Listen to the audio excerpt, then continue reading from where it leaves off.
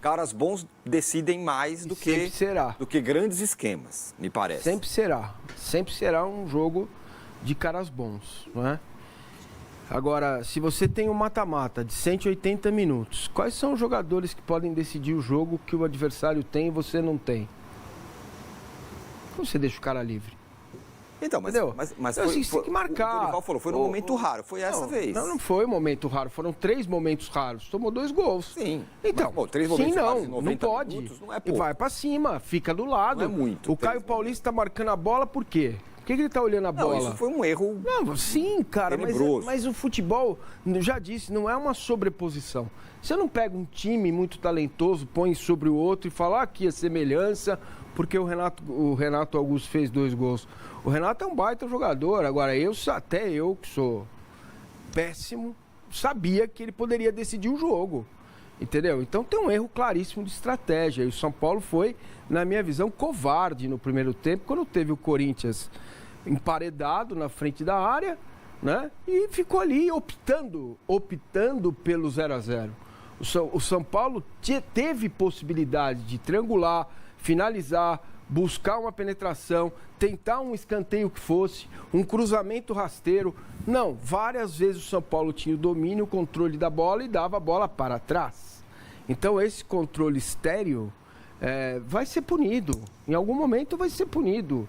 Quando você está na casa do adversário, o adversário com toda a situação envolvendo o Campeonato Brasileiro, com desfalques, jogadores importantes que estão fora, com todo o que está vivendo, o que você faz? Você contempla o adversário marcar? O Corinthians marcou com os olhos, com todo o respeito. Foi bem defensivamente. Mas no primeiro tempo, o Corinthians marcou com os olhos. Não precisou. Quais foram os combates que nós vimos no mano a mano? Ou quais foram os combates numa infiltração que o São Paulo tentou, uma triangulação? Simplesmente eles não aconteceram, porque o muro estava bem posto lá, como lembrou a Marília, trabalho do professor, né? Estava bem posto o muro, marcando o espaço, marcando com os olhos, diante da inoperância do São Paulo. Qual foi o chute que deu o ponta direita do São Paulo, que joga com o pé esquerdo e chuta bem? O Rato. Ele não é um primor técnico, nunca foi, mas o que ele tem de valência? O chute, né? Quais foram as bolas que ele trouxe para dentro e chutou no gol? Quantas vezes passou o Rafinha na linha de fundo para deixar o Fábio Santos desconfortável? Rolou o Roger Guedes também ficou no Rafinha. Então, mas sabe, Marília, esse anula que eu te anulo, quando você quer ganhar uma vaga, você precisa fazer um pouco mais. Sabe? Não, mas aí o Alexandre Gomes. Mas ontem a gente falou um pouco sobre o empate ser bom para os dois. E eu acho que o São Paulo foi. É engraçado, porque no primeiro tempo, até concordo com você que talvez um pouco mais de fome. Coragem, né? Não sei se coragem, mas fome talvez tivesse dado susto no Corinthians. E não teve, a não ser o chute do Pablo Maia, que passou à direita do Cássio. Mas aí, no segundo tempo foi o contrário. Então, quando o Corinthians melhorou, o São Paulo saiu para jogar. Aí estava 1-1 o jogo. Aí não, né? Aí não. Aí, quando... Só por o que o Alexandre Gomes diz aqui, concordo com a análise, mas discordo da causa. Não foi covardia, foi falta de recurso, que é o princípio da nossa conversa. São Paulo poderia fazer as coisas que eu acho que poderia fazer mais. Eu acho que tem recurso. Não teve recurso no Allianz Parque? Poderia. Ele perde o Caleri com 20 minutos. O Michel Araújo não joga nada.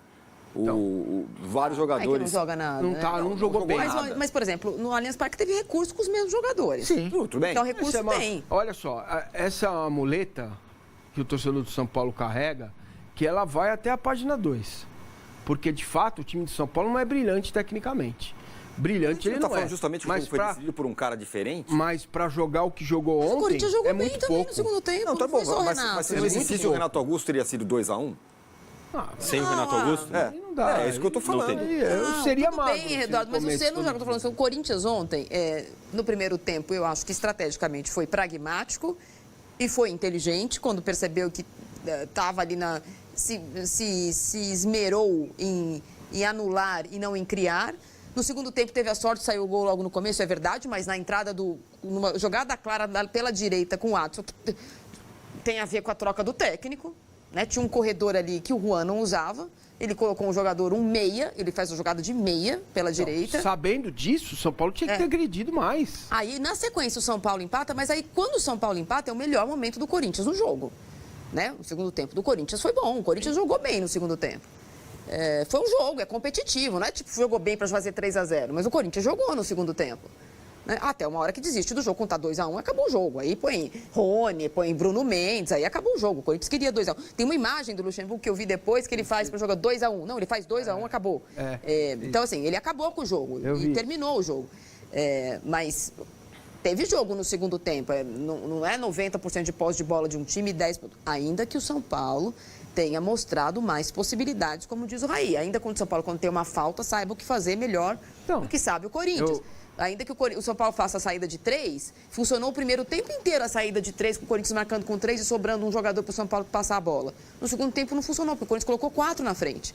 E o São Paulo não saiu disso. O chute do Luciano no gol de empate mostra o que deveria ter sido o São Paulo no primeiro tempo. Eu estava com um amigo meu, São Paulino, no WhatsApp, falava, se não chutar, não vai fazer o gol, neném.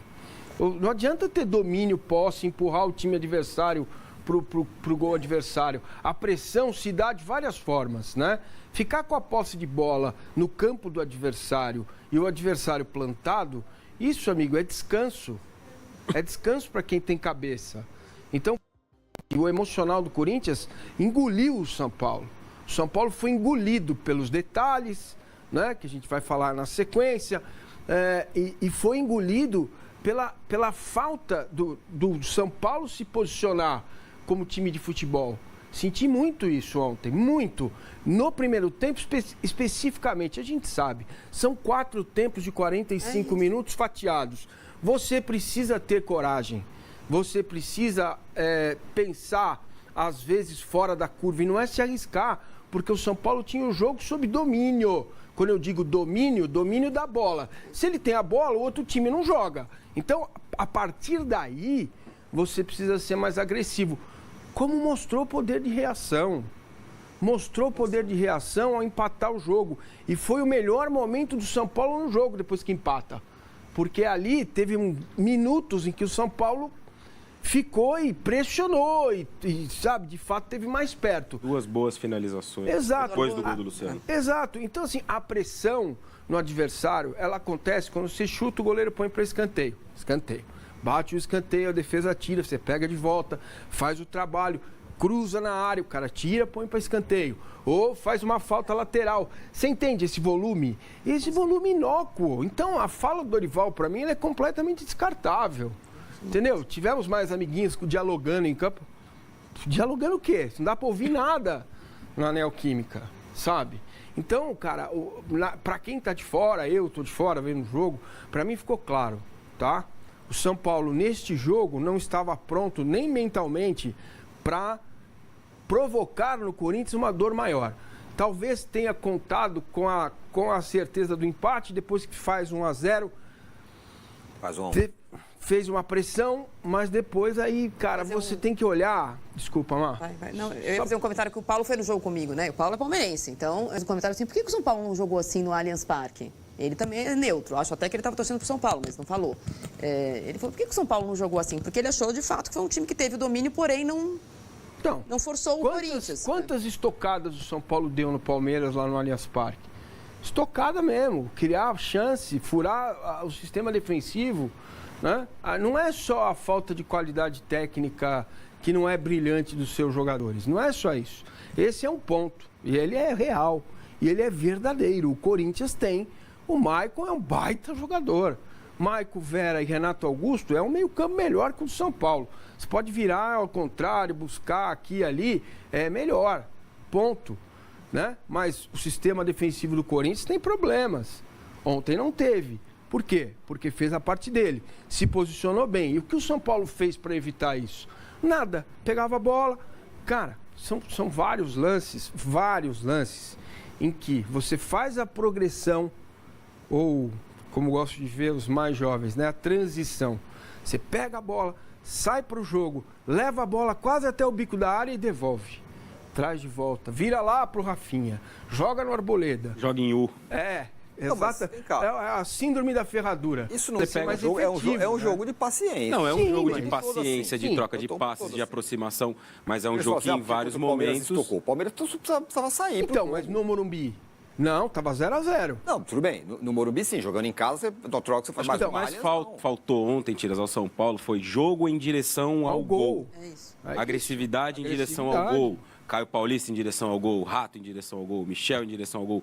Se você retira o gol, entre aspas, o gol do Luciano do jogo, que mais produziu o Luciano? Sim. Nada.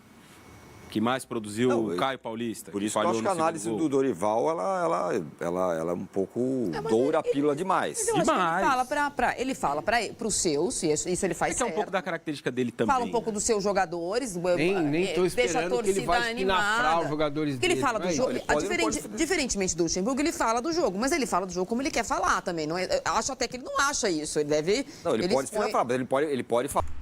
Então é isso, né, galera? Todos os créditos aí para Jovem Pan Esportes aí.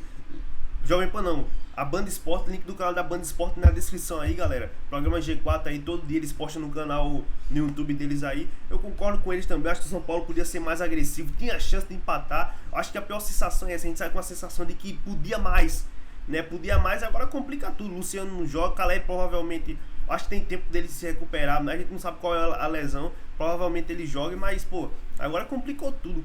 Com a 0 atrás, o Corinthians vai montar um ônibus lá atrás, vai sair só no contra-gol, vai ser um jogo duro. Porém, o São Paulo precisa dessa mobilização da torcida. Cara, tudo tipo São Paulo e Palmeiras no Paulistão lá, que a gente ganhou de 3-1 na final, se lembra? Aquela mobilização e tal, acho que o São Paulo consegue sim. Agora, depende dos caras, né? Foi eles que arrumaram isso aí pra eles, né? Porque podia empatar até ganhar o jogo. Então, agora a gente confia neles aí pra virar esse resultado aí. Então, triste no momento, mas quem sabe, futebol é futebol, cara. E eu acredito no São Paulo até o fim, valeu? Se inscreve no canal, deixa o seu like, comenta a opinião de vocês aí, essa quarta aí, dolorosa pra gente aí. Então, o que faltou pro São Paulo? Comenta aí na opinião de vocês, valeu? É nóis, vamos São Paulo!